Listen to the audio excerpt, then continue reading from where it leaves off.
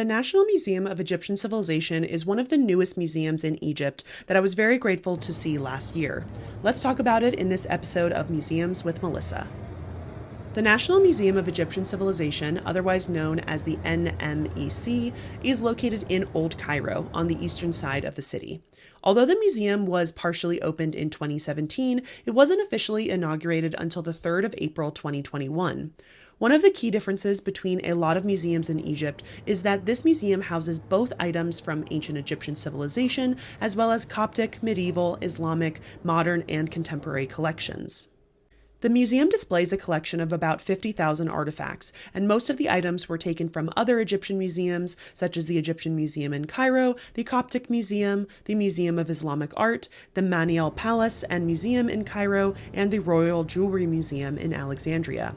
Most notably, it houses 22 royal mummies that were moved from the Egyptian Museum in Cairo in the Pharaoh's Royal Parade in 2021, which helped open the museum.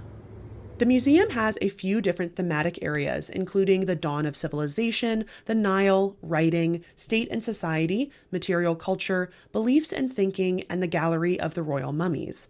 The main gallery helps visitors obtain a more integrated idea of Egyptian civilization as a whole, rather than separating it between ancient and modern. One really cool thing is in the center of the main gallery is this large hole in the ground that has a screen that shows the different mummies that are in the Royal Hall of Mummies, which is downstairs. In addition, there is an Egyptian textile gallery that has about 600 different artifacts, as well as an ancient dye house on the property. You can't walk out to it, but you can see it from quite a few of the windows. This dates to the Fatimid period during the 10th to 12th centuries CE and is the sole surviving evidence of Cairo's ancient dye houses. There is also a beautiful lake next to the museum with a trail that goes around it. The balcony here had amazing views of the large mountain that makes up the side of the Nile River Valley. This museum for me was a complete surprise and an utter joy because of the amount of items that I had never seen photos of before. They definitely pulled items that had never been seen from collections of a lot of museums. But I was happy to recognize a few items like the artificial toe and the golden coffin of Nejamonk, which had been illegally purchased by the Metropolitan Museum of Art before they found out it was looted.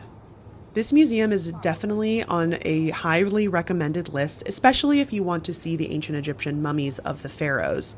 I will note it is sometimes listed as part of the Cairo Pass, but when I was there last year, they refused our Cairo Pass, and we did have to buy an extra ticket, which wasn't that expensive at all.